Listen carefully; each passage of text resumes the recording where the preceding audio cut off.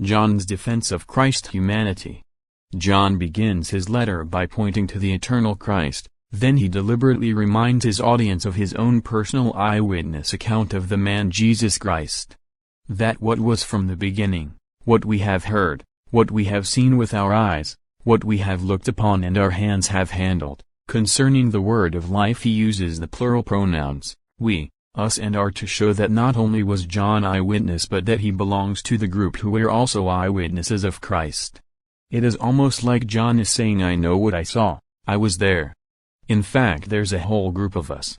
It seems that John begins his letter this way to argue for the truth about Jesus' incarnation. That is to prove that Jesus did have a body which many saw and touched. It is like John wants to make sure he deals with the heretical movement and reassures the true believers of his apostolic authority by starting the letter this way.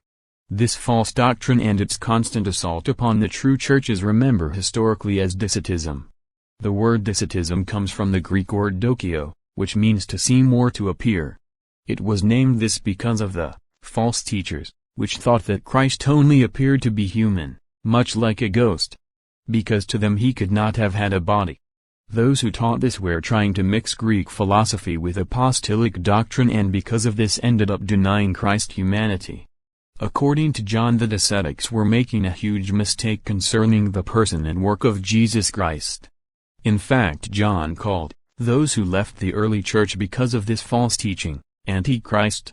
In 1 John 4:1-3 the apostle encouraged the true believers to test whether someone is from God. It is a test of doctrine.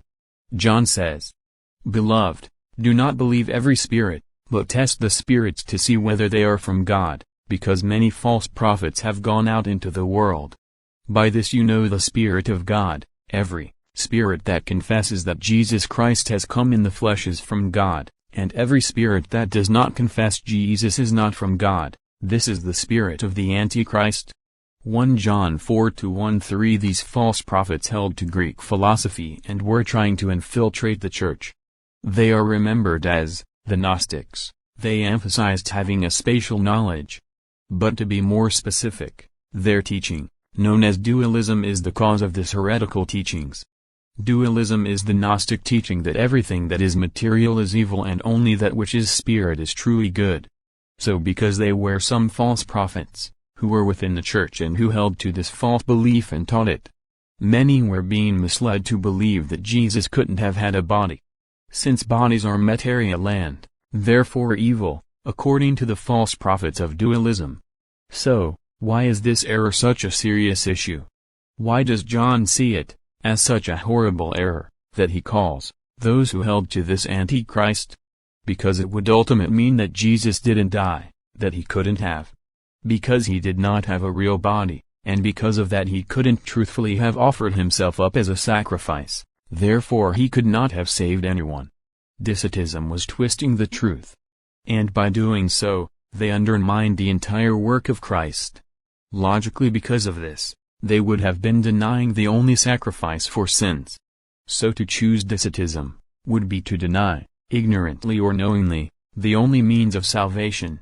So to support the truth of Jesus Christ's incarnation, John gives his personal testimony of his experience, in which he saw and touched Christ, who was and is both fully God and fully man, who was in his incarnation both immortal and mortal, both eternal and subject to time, having no beginning or end, yet being born of a woman. Truly there is a mystery in the incarnation. But we cannot deny his humanity.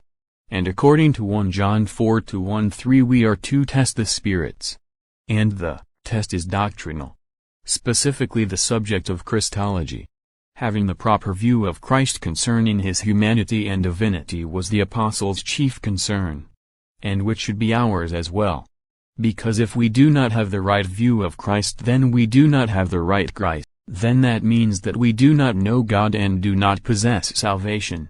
And that is why it's such an important issue to go over. In conclusion, it is important to read Scripture and study about the person and work of Jesus Christ, so that we are not deceived by any false teaching out there concerning his nature. If you found this information helpful, please like and subscribe for more content.